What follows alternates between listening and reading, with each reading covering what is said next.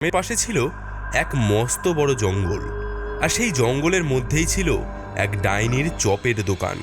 সেখানে এক ডাইনি ঘোমটা মাথায় দিয়ে চপ ভাজত। গ্রামের প্রায় সকলেই এই ডাইনির চপের দোকানের কথা জানতো, আর যারা জানতো না তারা যদি কখনো ভুল করেও এই ডাইনির দোকানের চপ খেত তাহলে হাতা নাড়ি খুন্তি নাড়ি চপ বানাই তাড়াতাড়ি, আলুর চপ ডিমের চপ আছে বেগুনি, কি খাবি বল তোরা বানিয়ে দেবো এখুনি। উফ, আজ বাড়ি ফিরতে এত দেরি হয়ে গেল। এদিকে খিদেও লেগেছে খুব। পথে যদি কোনো খাবারের দোকান পেতাম তাহলে ভালো হতো, কিন্তু এই জঙ্গলে কে খাবারের দোকান দেবে? আরে ওই দূরে একটা আলো দেখতে পাচ্ছি। আরে বাহ, এটা তো একটা চপের দোকান বলে মনে হচ্ছে। দোকানে কেউ আছেন? এটা কি চপের দোকান? আরে হ্যাঁ, আপনি ঠিক জায়গায় এসেছেন। কি খাবেন বলুন, ভেজ না নন ভেজ? আমার বেশি কিছু লাগবে না, আমাকে দুটো আলুর চপ দিলেই হবে। ঠিক আছে, এক্ষুনি দিচ্ছি। রতন, বাবুকে দুটো আলুর চপ দে তো। রতন নামের একটা লোক একটা প্লেটে দুটো আলুর চপ নিয়ে আসলো। এই লোকটাকে দেখে জগার বড় অদ্ভুত লাগলো। লোকটার চোখ দুটো পুরো স্থির, শরীরের অঙ্গি ভঙ্গিও ঠিক যেন কোনো যন্ত্রের মতো। সে জিজ্ঞাসা করলো, আচ্ছা এই রতনের কি কোনো রোগ আছে নাকি? ওর চোখ দুটো পুরো সাদা, হাঁটা চলাও কেমন জানি অদ্ভুত। ও কিছু না, ওসব জেনে আর কি করবেন, একটু পরে আপনিও তো ওর মতোই হয়ে যাবেন। মানে? না না, কিছু না, আপনার চপ ঠান্ডা হয়ে যাচ্ছে, খেয়ে নিন।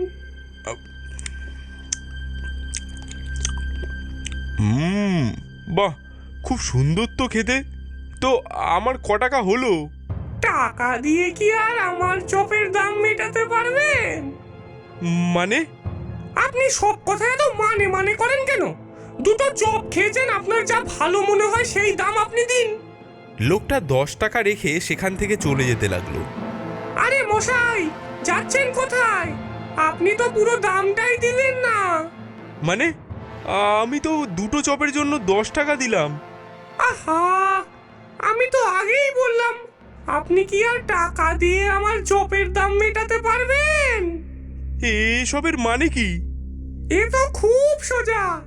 টাকা দিয়ে আমার চপের দাম শোধ করা যায় না।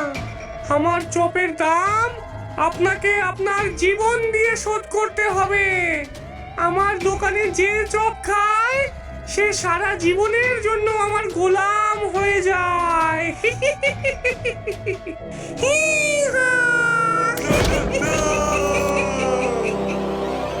হুকুম করুন আমার আকা।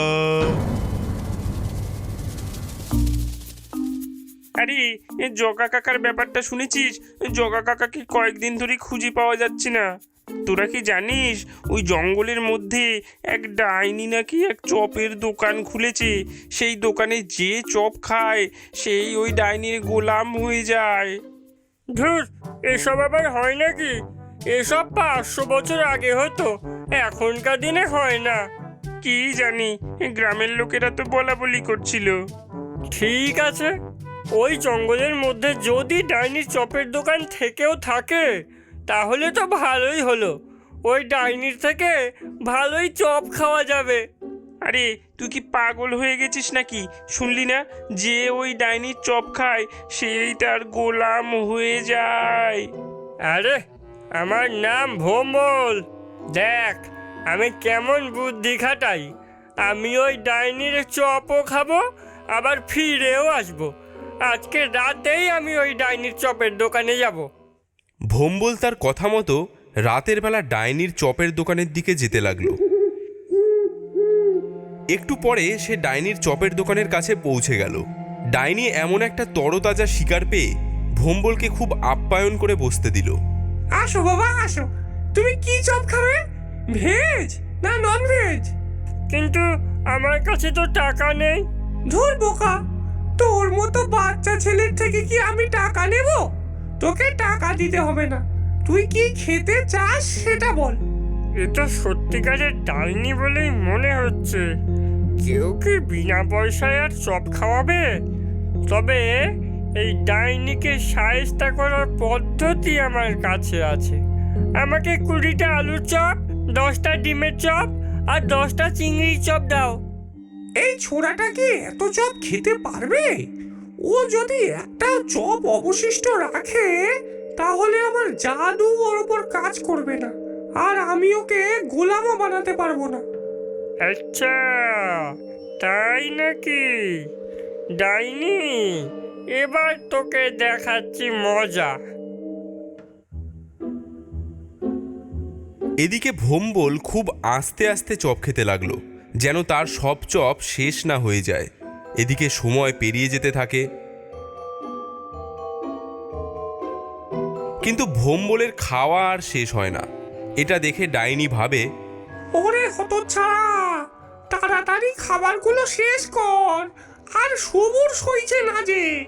এদিকে তো সকাল হয়ে গেল, দিনের আলোতে আমার কোনো জাদুই কাজ করবে না, আর দিনের আলো আমার সহ্যও হয় না।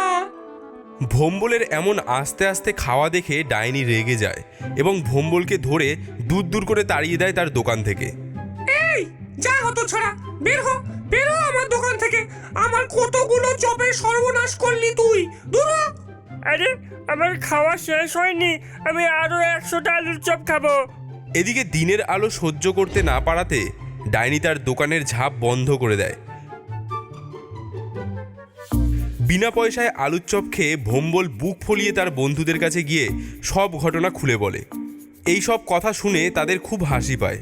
ভাই, আমি তো আজ রাতেও যাব ডাইনির চপের দোকানে ফ্রিতে চপ খেতে। আস্তে আস্তে চপ খেয়ে একবার না হয় পালিয়ে এসেছিস, কিন্তু এবারে কিভাবে পালাবি ডাইনির হাত থেকে? সেই বুদ্ধি এই ভোম্বল সর্দার আগে থেকেই ভেবে রেখেছে। সেদিন রাত হতেই ভোম্বল আবারও চপ খাওয়ার জন্য ডাইনির চপের দোকানে গিয়ে উপস্থিত হয়। ওরে হতচ্ছাড়া, কাল তুই আমার হাত থেকে বেঁচে গিয়েছিস, কিন্তু আজ কিভাবে পালাবি? আজকে চপ খাইয়ে তোকে আমার গোলাম বানিয়ে নেব। বাবু, আজকে কিসের চপ খাবা?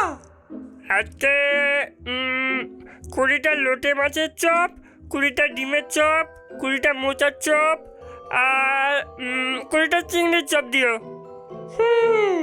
কালকে তুমি অনেকগুলো চপ একসাথে নিয়ে আস্তে আস্তে চপ খেয়ে ভালোই ভেলকি দেখিয়েছো।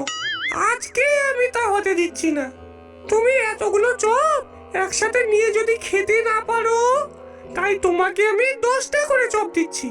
10টা খেতে পারলে আরো 10টা দেবো।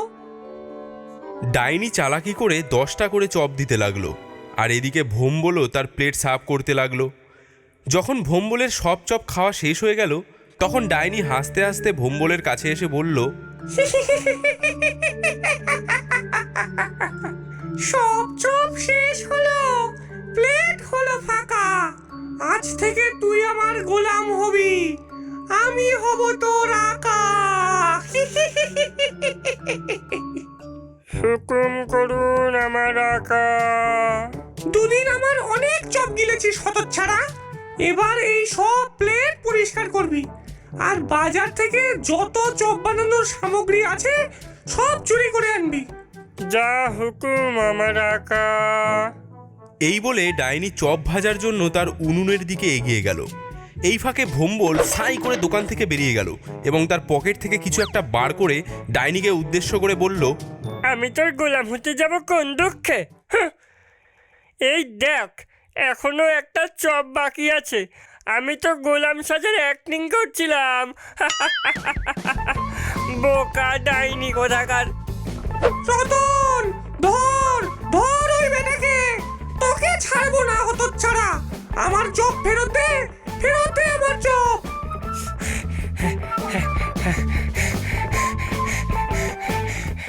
ওরে দাঁড়া, দাঁড়া হতচ্ছাড়া, আমার চপ দিয়ে যা, পালাস না। ওরে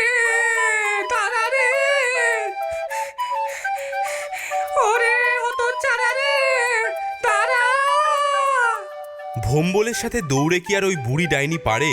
ভোম্বল এক ছুটে তার গ্রামের দিকে চলে আসে। এদিকে ভোরের আলো ফুটতে থাকে। ডাইনির শরীরে আলো পড়ায় ডাইনি জ্বালায় ছটফট করতে থাকে। ওরে গেলাম রে, জ্বলে গেল, উড়ে গেল, বাঁচা, ও বাবা গো, গেলাম। ওরে তোরা কোথায় যাচ্ছিস? আরে এটা ক্ষীরের পুতুলি